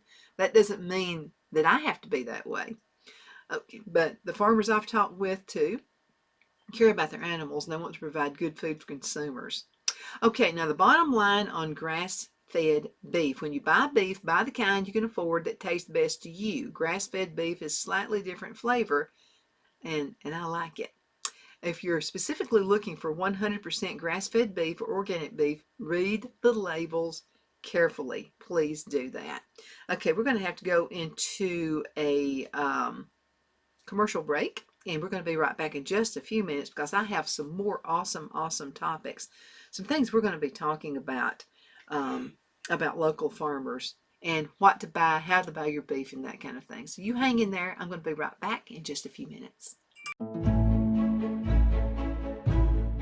The Hatter Cafe and Country Inn is nestled in the northeast corner of Alabama the Beautiful in the delightful town of Mentone. We're located on top of scenic Lookout Mountain near Little River and DeSoto State Park and located only 5 minutes from shopping and restaurants. There is also a nearby community walking path and golf course. We welcome everyone through the doors and we are committed to outstanding service for all guests. At the Hatter Cafe and Country Inn, we invite people from all walks of life to come and get away from it all, enjoy the open spaces, treetop views, fresh, clean air, and experience Southern hospitality at its finest. We look forward to hosting you. To reserve a special event, or if you would love a special getaway at the Country Inn, you can call us at 256-634-2688 2018. Let Rhonda at Rhonda's Elite Tax LLC take the burden off you for all your tax needs. I know because Rhonda has been taking care of my business since 2013. I feel Rhonda works for me because she knows the direct questions to ask to better benefit my unique business in order for me to get back the biggest refund possible. Rhonda is an ongoing student, and she knows tax laws are in a constant change every year. Call 256-281-9903 for an appointment to take the dread out of getting your taxes done.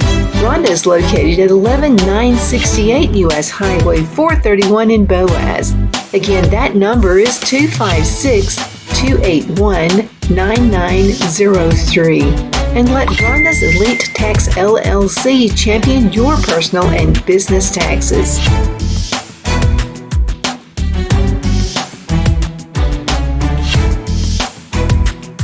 Hello, I'm Mike Lindell, and my employees and I want to thank each and every one of you for your continued support. With everything going on right now, your rest is so important. That's why we're having the biggest MyPillow sale ever. Not only are my bed pillows as low as $19.98, but you can get the best body pillows ever. Regular $89.98, now only $29.98. Take your rest on the go with our Roll and Go Anywhere My Pillows for only $14.98. And we have our new couch and accent pillows. They aren't just for looks. They have MyPillow's patented adjustable fill that gives you that amazing MyPillow comfort. In this economy, you get the best gifts ever for the best prices ever. So go to MyPillow.com or call the number on your screen. Use your promo code and you get deep discounts on body, couch, bolster pillows, and so much more, including my original bed pillows for as low as $19.98. Please order now while quantities last. Jeff McCurdy of the McCurdy Law Firm has been a public service of this area for over 10 years. McCurdy, a member of the Henniger City Council, serves as prosecutor for the town of Sylvania and was named public defender for the city of Rainsville. The McCurdy Law Firm is located at 17326 Alabama Highway 75 in Henniger to better represent his Jackson and DeKalb County clients. If you need to be represented by a true public servant with proven success, call Jeff at 256-996-8701 or send a private email to mccurdylawfirm@gmail.com. No representation is made that the legal services performed is greater than the legal services performed by other lawyers.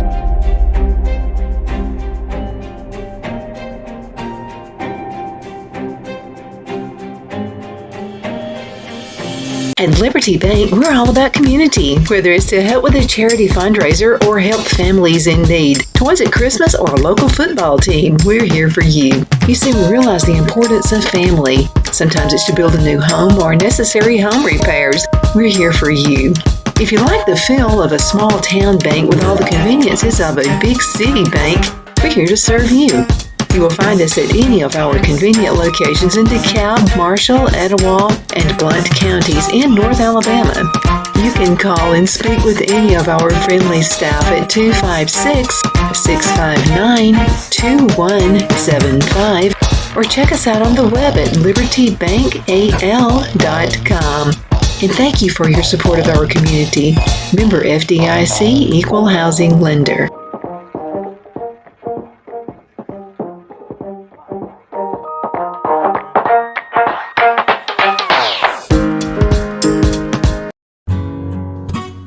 The only place I buy my beef is Lone Tree Ranch in Collinsville, Alabama. Their cattle is born and raised on their ranch, grass and grain fed, and you can feel confident when you serve your family and friends because their beef is all natural and no antibiotics or hormones are added.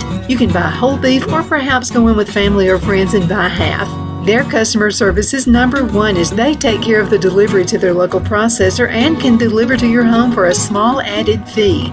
They also offer herd replacement heifers. I always call Lone Tree Ranch in Collinsville, Alabama for my beef specialty recipes and cookouts, and you can too. Food shortages are increasing, so buy local by calling 256 523 6462. That's 256 523 6462.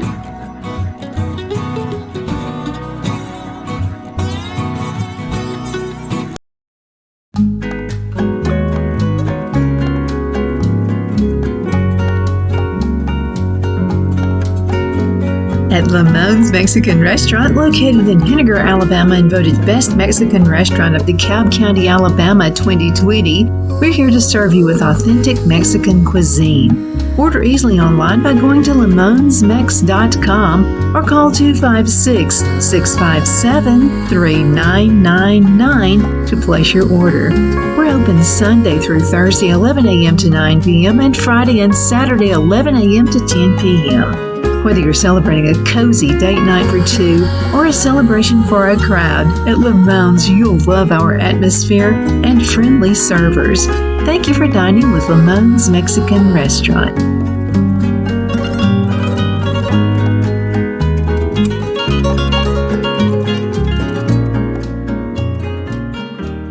Begin a great year and save big money with these specials at Albertville Foodland Plus. A 5-pound bag of red or gold potatoes only $2.99 each. Warm up with Campbell's Chunky Soup, 2 for $4. Slim down with gold salads, only $2.99 each. And make sure to check out the deli with fresh veggies and tasty pork chops or hand-battered chicken fingers, only $5.99. Check us out on the web at shop.foodlandgrocery. Are you ready?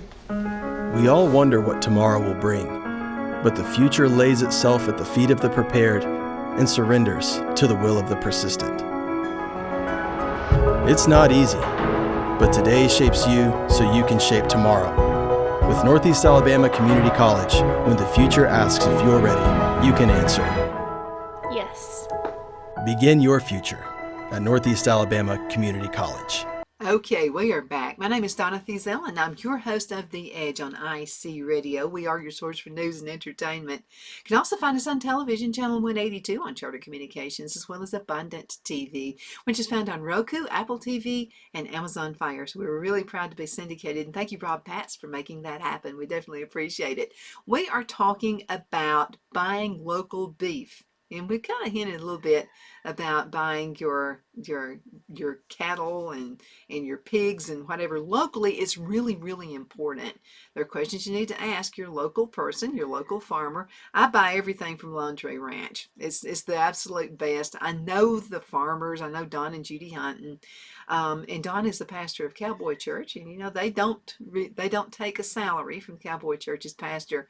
This is their livelihood. This is how they make a living. You can call them at 256-523-6462. You can see it right there on the screen, 256-523-6462. They are local to the community, well worth your travels anywhere in Alabama. If you'd like to go from Mississippi, Tennessee, wherever you live, in Georgia, it's well worth it because they do take good care of their cattle. And they're great. They're fed on the farm. No hormones, no antibiotics, nothing like that. They're just as free as to walk across all that farm land. And again, the neat thing about a winter right here in Alabama is, we don't have those harsh cold winters. And they're cold, but not as harsh as if you're buying your beef from somewhere up north. So here are a few questions that you should ask your farmer. And the one we started with was, are processing fees included in the price? I always ask. Some farmers do, some don't. Are the animals fed and raised? How are they fed and raised? We talk about that. And this is grass-fed versus grain-fed. And let me tell you something else. When you're buying products, anything, okay, if something says, oh, it has, I bought shampoo this way, okay, they'll say it has cocoa butter in it. Look on the label. The label may look as if it's just almost cocoa butter. But if you look on the label, you look under the ingredients, whatever the ingredient is most of is going to be the first ingredient you see. So if you see that it has all these things, you can't even pronounce what the name is, and then at the very end of it, it says cocoa butter, I promise you, there's nothing there's nothing to keep these people from doing the right thing, okay? So it may only, for like, I don't know, for say 16 ounces, you may have half a teaspoon of cocoa butter in it. So nothing actually governs that. But if you buy from a local farmer, they are governed by that. They absolutely are. So that's another thing I like about Don and Judy. Okay, now here's another question. And this question is, can you make special requests? You can with them. Okay, I just told them I wanted a little bit of everything. I wanted hamburger meat, ground beef, and I also wanted steaks, and I wanted some roast in there as well, because I cook all of that stuff. When ordering beef, I can tell the processor whether I want ground beef formed into burgers, how thick I want the steaks to be cut. They ask me about that, by the way. How thick do you want your steaks? And what size in pounds that you would like. And this is what I told them. I said, most of the time it's just filling me. So I would like to have some single servings. Do you know they did that for me? I said, well, I'd like to have enough just for filling me to have like a steak, for supper. I don't want everything in like a big package that I've got to cook the whole thing for. And that's been really handy. Now, some things I did want, like if I'm having company come over, maybe it's handier to go ahead and have in bigger, bulky packaging. So, they will work to you. They will work for you right here at Lone Tree Ranch. Okay. All right. So let's go ahead and talk about that a little bit more. You can tell them how thick you would like to have those steaks cut, what size in pounds, and like maybe what size in pound you would prefer the roast. If I know that, and this is another thing with the roast, I really don't care how big that is, because I'm going to cut that, I'm going to cook it, and I'm going to use that for several servings. And this is another thing about this beef that you buy from Lone Tree Ranch, is it tastes good after you've cooked it and you put it in the freezer. So let's say I'm going to throw it in my crock pot. I'm going to cook that roast, for several hours. We'll eat off of it, and then what I'm going to do is divide it into pieces. And I always like to kind of have mine sliced. I've got a little slicer I use. And by the way, it's so tender. It needs to be cold before you slice it, because it's such tender meat. So what I'll do is I'll put it in several bags, and I use the good freezer bags. You've all heard me harp on this. Okay, you got to have good freezer bags. I know we're all saving money, but got to be good ones. And then what I'll do is put the slices, and I'm going to layer it. Okay, I want a small layer, and then I want it like this because I can break off what I want to use. So let's say Phil says, you know what? I'd like to have some roast beef, but I want it in a salad. I can do that. It's really easy to do. So I'm going to have some of that roast beef in slices, and then I'm going to have some of it kind of chopped up, which is going to be easier if I want to have it in a salad. So, it's up to you. But anyway, I like the way they worked with me on the sizes that I wanted. And again, I wanted some of it in, just enough for the two of us. And then if the kids come over, oh my goodness, you got to have it like half the freezer for them when they come over. And by the way, you'll save so much money in this, you can afford to give your kids some of the beef if they're married and they're out on their own. Okay, so yeah, they will do it, and in whatever size you would like for it to be in pounds. Also, you can have them fill out, like if you just really don't, this is the first time I've ever done this before. Donna and Judy will work with you on that, because I really didn't know. I never bought it like this before. I just remember back in the day, my granddad would have a cow butchered, and I remember how they did it, kinda. You know what I mean? And I love the packaging, by the way. They do, and they do it airtight, because we've all heard that air is an enemy in the freezer, and that's probably why that beef lasts so long. I just thought about that. Yeah, there's no air in that packaging. So yeah, that's probably why it lasts so long.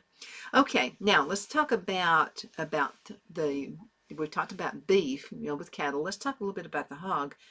So if you're going to do like the hog, it can be the types of seasoning that you want for your sausage. Maybe I get child mild sausage for us when I buy it, and I got to find me a local hog farmer. So I can do like the sausage, because we want it child mild. Some people want it hot. Like my son will add hot sauce to everything, even mashed potatoes. He wants everything to be hot. I put a lot of pepper on all of my stuff. So they will make this actually to your specifications. If you want it to be like hot, or if you want it to be child mild like we do ours, they'll do that for you as well. And then some people want to keep that fat that comes and they want it rendered into lard. And I'm gonna have to tell you, lard has had a bad reputation. It really has. It's really good. You can use lard for so many things. Really, the best biscuits are made out of lard. They're the best. And they're so flaky, and the biscuits are so tender the way you'd like to have them. And there's a lot of stuff you can do with lard. You can actually make soap out of lard. Did you know that? Yeah, when I actually make some of my soaps, that I do use lard for rendering. Yeah, that's with your lye soap, by the way. Okay, now if you don't have someone who can split a share with you, there are other customers who might. So that's what I did. I talked with the other people that I knew were looking for, local, grass-fed, done right. And so that's another thing you can do. Get your friends to go in with you. Now, I would, because I had somebody I thought was a friend, and they said they were going to do, we both ordered a half together. And so I was going to get a quarter, she was going to get a quarter, and at the very last minute, she didn't want to do it. So what you might want to do is go ahead and tell them, say, well, I got to have the money now before I order it, because I don't want to get stuck with all of it if I don't have room for it, okay? So make sure you got that up with your friends. Now, if you don't have someone who can split a share with you, there will be other customers who might. So you might, well, like if I just wanted a quarter this time, I've learned I'm getting like a half from this point on. But if I wanted only a quarter, because I only have room for a quarter, I can ask Don and Judy, do you know somebody else who only wants a quarter? And I'll go in with them and we'll get a half. Okay, so you can always ask. Do they deliver, or do you need to pick up the meat? And can you visit the farm? Yeah, you can visit the farm. And they would love to have you out there visiting the farm. Now, what are the cuts of meat I can expect when buying freezer meat in bulk? Oh, and by the way, freezers, a lot of folks, like there was a time I would not have done this because freezers use a lot of energy. And so your thoughts are, oh my goodness, is it going to be worth it in the long run? Because I have like a hog for a freezer. This thing just eats up electricity. No, they're made much more efficient now. And also you can go online, you can go to Facebook and go into their buying groups, and you can probably find maybe somebody's moving. A lot of times people move and maybe they're going to downsize when they move. They decide they don't want a freezer anymore. Ask questions about the freezer though. How old is it? How much energy does it use? Okay, now let's talk about the cuts of meat. Okay, now the author goes on to say, and by the way, this website is realmomnutrition.com, realmomnutrition.com. Okay, so you can get ground beef and burger patties. I just opted for the ground beef because sometimes I just do a meatloaf. And I said, no, you don't have to worry about that. So we'll just do the ground beef. And so I had some of it in 1 pound packages, and then I had some of it in 2 pound packages. I'm thinking somebody comes over, whatever, then I've got it. Steaks including ribeye, sirloin, T-bone, and flank. I got it all. Okay. You can get ribs. Now you can get roast including chuck, arm, and rump. Stew meat, I didn't do that. You can do brisket. An option to get items like liver, tongue, and soup bones. I didn't do any of that. Okay, now let's talk about the shares of pork that you can get that are included. You can get sausage, bacon, pork chops, roast included bone-in loin. You can get Boston butt and shoulder. You can also get spare ribs, ham. You can options to get other things like liver, heart, soup bones, and lard. I would include the lard on that. Again, it's really, really good in cooking. Okay, now what else should I consider before buying beef in bulk? Okay, now since the quality or the grade of beef can vary between animals, there's no way for the farmer to know exactly the exact grade of the beef or what it will be that it's done in the plant when the meat is chilling. Now the farmer can typically tell you whether the animal will grade select, choice, or prime, but cannot guarantee or label this animals when they sell it live. Okay, we're going to talk in a few minutes, if we have time, we're going to talk about the difference between select, choice, or prime. Select, choice, or prime. Now, if you want a heavier marbled beef, let's talk about that. You can ask the farmer to help select that for you. Some animals will never grade prime based on their genetics and the feeding program, so it wouldn't be fair to expect prime graded meats from certain types of animals or from certain types of farms. Most farmers can give a range of where their animals will grade. They might say things like high choice to low prime or somewhere in the choice range. And for your information, customers regularly wish they had ordered more burgers and ground beef, so keep that in mind as well. Yeah, because we do a lot of beanie burger. Did I tell you what that recipe is? This is so easy. And I'll have to tell you, it's really good left over. So this is how you make beanie burger. You got to have your choice ground beef, okay, from Lone Tree Ranch. You want to scramble it up in your iron skillet. Okay, make sure it's done. Scramble it up really good. Then another thing you want to do is add your baked beans. Now, you don't have to do baked beans. You can also, any kind of bean will work. You can do even pinto beans works in it. But the little navy beans, those work as well. And then what you want, if you have your own homemade salsa, that's really good to do that. You can make put barbecue sauce in there. Per couple of cans of beans, what you might want to do is put about a cup of either barbecue sauce or tomato ketchup. Now let me tell you how you make your own barbecue sauce. This is easy. So you want about a cup of tomato ketchup, and then what you want to do is add some molasses in it and some brown sugar, just according to your taste. You know, some people want it really sweet. If you want it really sweet, you want to put about 3/4 cup of brown sugar in it. And then you'll also want to put some spices in there. I like to put, you know, chives and stuff like that in mine. You want to put some onions in there. You need to saute the onions, by the way, for the best taste. Or you can just chop them up really fine and put it in. Okay, so back to the beanie burger. Real easy and quick, and it's even better left over. So make a lot of it at one time, okay? And keep it in the refrigerator. In a couple of days, eat it again. And maybe put a salad with it. That's real good with a salad. Okay, so again, your ground beef, about a pound of ground beef, especially with Lone Tree Ranch, because it'll be such good quality beef. And it really tastes like ground steak. That's what their beef tastes like, ground steak. Okay, so anyway, you're going to go ahead and cook that up, saute it, put your onions in there, saute it in there with it as well. What grease you're going to have, go ahead and drain it out if you'd like. I like to drain mine out. It's just a couple of 2 or 3 tablespoons of grease is all you're going to get anyway. So drain it out, let it set, put it back in there, get a couple of cans of either your navy beans or your baked beans, pour that in there. And then you want to get your barbecue sauce. I like to put about a cup of barbecue sauce or your homemade barbecue sauce. Put that in there. I'll have to tell you, the homemade barbecue sauce is pretty good. Then you want to cook it for about 20 minutes so your beans are already done. All you're going to do is mix the flavors together. I mean, that's basically all you're doing. And let it set while you're getting maybe your French bread done or your biscuits or your cornbread. Cornbread's really good with it as well. Put your little side salad. Get some broccoli. Steam your broccoli and put some cheese on top of it. And that's a really good meal. Doesn't cost a long time. Doesn't take a long time to do as well. Okay, let me get with this. Okay, I just wanted to share that really good beanie burger recipe. It is awesome. Okay, now let's talk about terms you need to know when buying your beef in bulk.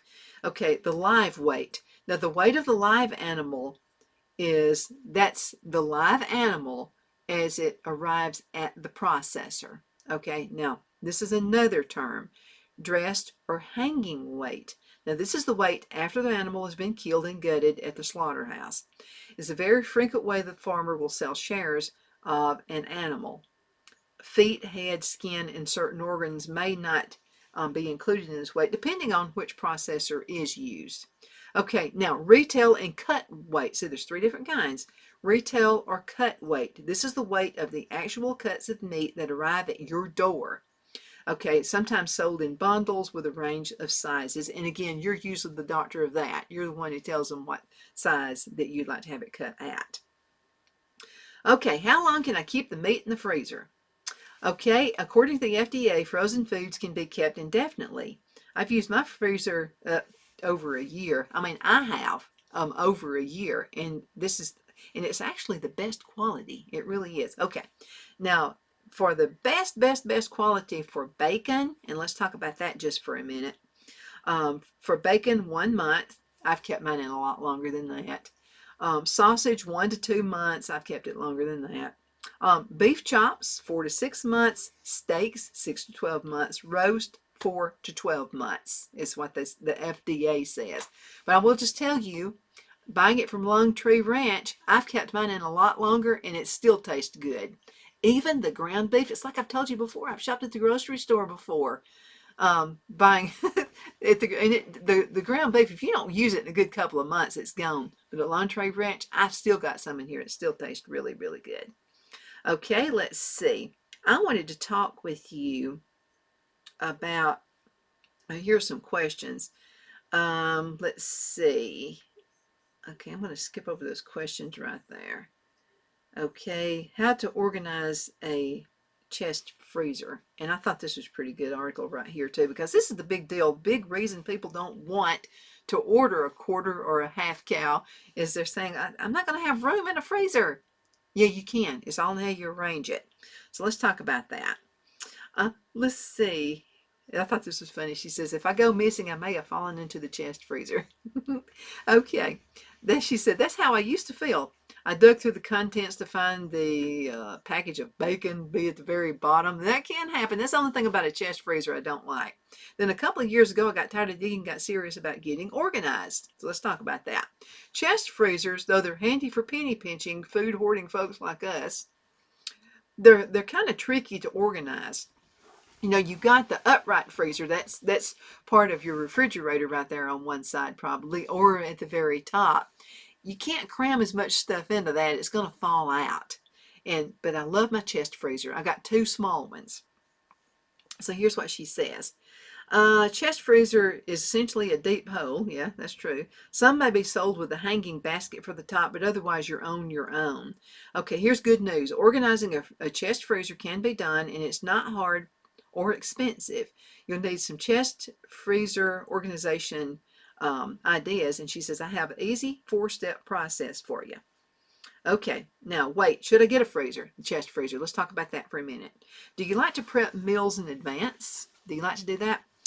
Do you stock up where there's a sale? Do you buy meat in bulk, or like we do from Lone Tree Ranch? Or do you freeze lots of freshly picked produce or homemade stock? Do you have a vacant spot in your basement or garage? It actually happens. The freezers are actually in my studio. So they're back there. And this is another thing about buying the newer freezers. I remember back in the day, my grandparents had freezers and they would be like loud. Like they had in one of their little, it's like a little room my grandparents had offside of the kitchen. And if you were sitting in that little room and a couch, it's like you couldn't hear anybody talk. The freezers were so loud. I've got freezers in here, and you can't even hear them, which is pretty awesome. Okay, so if a chest freezer would make your life easier, they can also help you save money. So let's talk about that for a second. Now, chest freezers are available in small, compact, which is mine. It's a 5 to 9 cubic foot. Medium is going to be 12 to 18, and large is going to be 18 plus, okay? We have the small 5 foot, but it still works for our family, and actually by having a half a cow, okay, in the freezers. We bought it at Lowe's. Mine was probably, Lowe's is one of our sponsors, by the way. So we bought this small freezer. I think it's somewhere around $150. And it's a good freezer. Keep in mind that a full freezer is more energy efficient than a half empty one. That's another thing. So the more you have in that freezer, the better off you're going to be.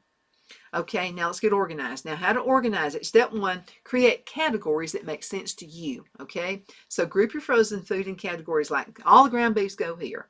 The frozen vegetables go here. Prepped freezer foods go here. Maybe you got jars of freezer jam or something like that. All of that goes there. Okay, and I'll have to tell you, for inventory reasons, I like to dry my beans. Okay, I don't put them in the freezer, and I don't can beans. I like them dried. And feel like them better anyway because the juice is actually thicker. And so that saves me on inventory space. It saves me cabinet space. It saves me canning. It also saves me space in that freezer. That's just my little take on it. Okay, step 2, place grouped foods items in the storage bins that fit your freezer. Your freezer may come with one basket or a bin, but you're going to need more. So insert some freezer organizer solutions. She says, the author of this, and it's realmomnutrition.com. Our rounded up bins we already had, and even a study cardboard box from around the house. Your storage system just needs to work for you. It doesn't have to look matchy-matchy. It doesn't have to look ripped from pages of container store catalog either. Don't worry about that. It's got to fit you and your lifestyle. Number 3, arrange the bins in layers. Now, the layered system is a game changers if you have a chest freezer. So here's how it works. You want to set 1 or 2 bins, boxes on the bottom of the freezer. Set another layer of 1 to 2 bins on top of those. Then you want to set another layer on top. So when you need something, all you got to do is remove the bins. Okay, so you don't have to like like 10 or 15 different items at a time. Just neatly removing the bins, okay? And have everything neatly stored inside those instead of having to dig through a cold, messy pile. She also says, I arrange my bins in opposing directions, but do what works for your space. Here's a pro tip. She says, I put most grabbed items on top and the less frequently grabbed items on the bottom. So here is an example. She's showing an example of how she actually stores hers. For the first, the second, and the third layer. So this is what I do. Oh, by the way, step 4, keep an inventory. That's important. Chest freezers can fall victim to black hole syndrome where you can't find stuff. So easily find a way to keep track of your stash, whether that's a whiteboard attached to the wall by the freezer, an app on your phone, or otherwise. These products make great chest organizers. Just be sure to measure your freezer and do check the dimensions of the product so that they will definitely fit. Absolutely. I like to store like my strawberries. Okay, so I always have a lot of strawberries. I still have some from last year in gallon bags. So I'm going to keep stuff I'm not going to use as much of in the bottom. I always keep a bag. I like to use my freezer connected to my refrigerator for things I'm going to be using a lot of. So it's handier to get to. So basically what I use those 2 small freezers for is just to keep everything until I need it. That works for me. Okay, because I found a store that actually has cheese. Instead of having to pay almost $20 for a big thing of cheese, I actually buy it in bulk. It costs $7 and something for the big package of cheese. And so what I do, I just keep it in there and I just get it out when I need it.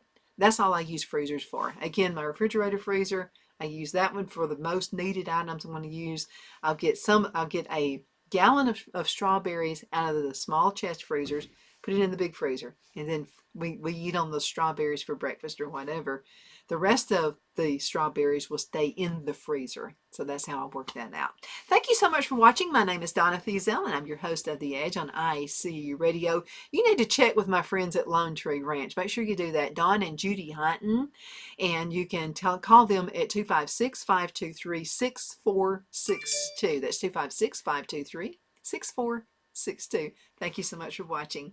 And do buy local wherever you live, okay?